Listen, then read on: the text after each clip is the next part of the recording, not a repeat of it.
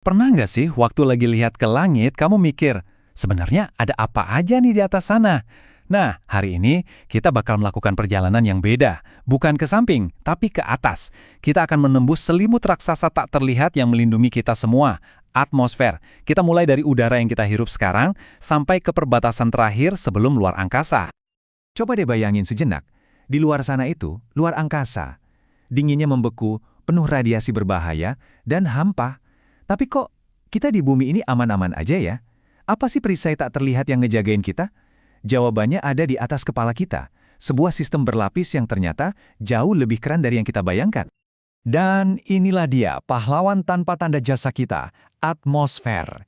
Anggap aja ini seperti selimut gas super tebal yang membungkus bumi. Tanpa selimut ini, wah, bumi bakal jadi tempat yang ekstrim banget.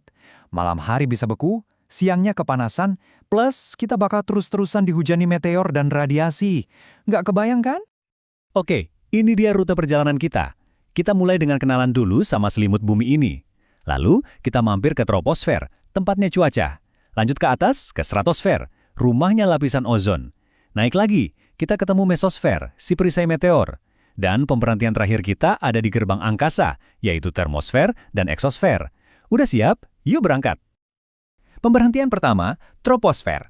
Nah, ini dia rumah kita. Lapisan paling bawah, tempat kita semua hidup dan bernapas. Setiap napas yang kita ambil, setiap awan yang kita lihat, semuanya, ya, terjadi di lapisan yang paling padat dan paling dekat sama kita ini. Jadi, troposfer ini membentang kira-kira 12 km ke atas dari permukaan tanah. Kamu pernah naik gunung atau naik pesawat kan? Terus ngerasa udaranya jadi lebih dingin? Nah, itu dia ciri khas lapisan ini. Makin tinggi kamu naik, suhunya bakal makin turun. Disinilah panggung utama dari semua drama cuaca di bumi. Jadi, semua yang kita sebut cuaca, hujan, angin, badai, petir, itu semua terkurung di dalam lapisan ini. Walaupun troposfer ini kelihatannya tipis, jangan salah, dia ini padat banget loh. Sekitar 80% massa seluruh atmosfer kita itu ada di sini. Makanya, semua makhluk hidup, termasuk kita, dan bahkan gunung tertinggi seperti Everest, semuanya ada di dalam zona kehidupan ini. Oke, sekarang kita naik lebih tinggi lagi. Selamat datang di pemberhentian kedua, stratosfer. Kalau tadi troposfer itu isinya tentang cuaca, nah stratosfer ini beda cerita. Misi utamanya adalah perlindungan. Kenapa? Karena disinilah rumahnya lapisan ozon yang sangat krusial itu berada. Nah, perhatiin deh, di sini ada yang aneh.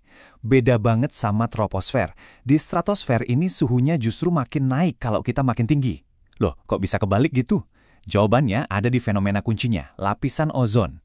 Si ozon ini kerjanya nyerap radiasi UV dari matahari, dan proses penyerapan itu ngelepasin panas. Keren ya?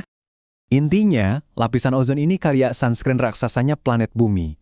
Dia nyaring radiasi UV yang berbahaya. Tanpa lapisan ini, kehidupan di darat itu mustahil ada. Oh ya, ada fungsi lain yang nggak kalah penting. Stratosfer ini juga jadi semacam jalan tol buat pesawat jet. Mereka terbang di sini biar bisa terbang mulus di atas cuaca buruk dan turbulensi yang ada di troposfer. Kita lanjut lagi perjalanan ke atas, dan sekarang kita tiba di mesosfer. Kalau stratosfer tadi itu sunscreen kita, nah mesosfer ini adalah perisai antariksa kita. Ini benteng pertahanan yang ngelindungin kita dari bombardir benda-benda luar angkasa. Di sini, suhunya anjlok lagi, malah drastis banget. Ini adalah bagian terdingin dari atmosfer kita, bisa sampai minus 90 derajat Celcius. Dingin banget. Tapi, udara super dingin inilah yang jadi kunci. Gesekan dengan partikel-partikel udaranya mampu membakar habis sebagian besar meteor sebelum mereka sempat menghantam bumi. Jadi, lain kali kamu lihat bintang jatuh dan bikin permohonan, coba deh ingat ini. Kamu itu sebenarnya lagi nonton mesosfer beraksi. Kamu lagi lihat dia ngebakar habis meteor yang meluncur ke arah kita. Itu bukan cuma pertunjukan cahaya yang indah, tapi bukti nyata kerja perisai pelindung planet kita. Sekarang kita udah deket banget sama akhir perjalanan kita.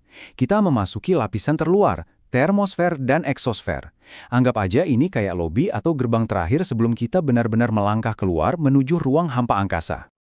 Di termosfer, pola suhunya aneh lagi. Suhunya naik lagi, dan naiknya tajam banget. Ini karena lapisan ini menyerap radiasi matahari yang energinya sangat tinggi. Disinilah kita bisa nemuin fenomena indah kayak aurora dan juga lapisan super penting yang namanya ionosfer yang vital banget buat komunikasi kita.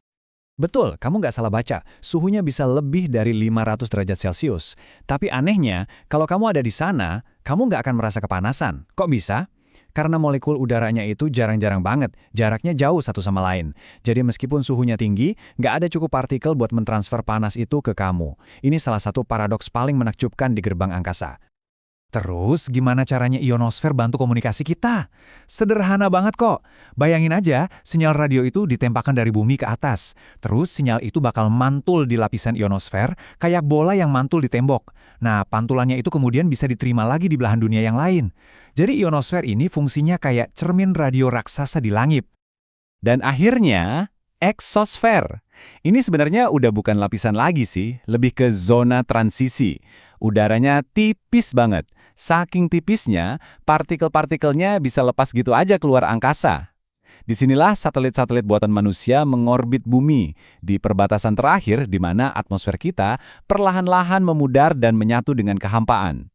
Jadi, apa inti dari perjalanan kita barusan? Dari cuaca yang kita rasain, perlindungan dari radiasi dan meteor, sampai sinyal radio yang kita pakai, setiap lapisan atmosfer itu punya peran yang vital. Mereka bukan lapisan-lapisan terpisah, tapi sebuah sistem tunggal, satu tim solid yang bekerja sama untuk menjaga kehidupan di planet ini.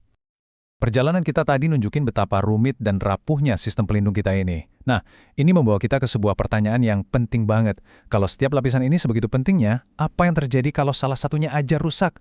Gimana kalau perisai ozon kita menipis? Atau kalau komposisi udara yang kita hirup ini berubah? Nah, itu dia pemikiran yang bisa kita bawa pulang dan renungkan hari ini.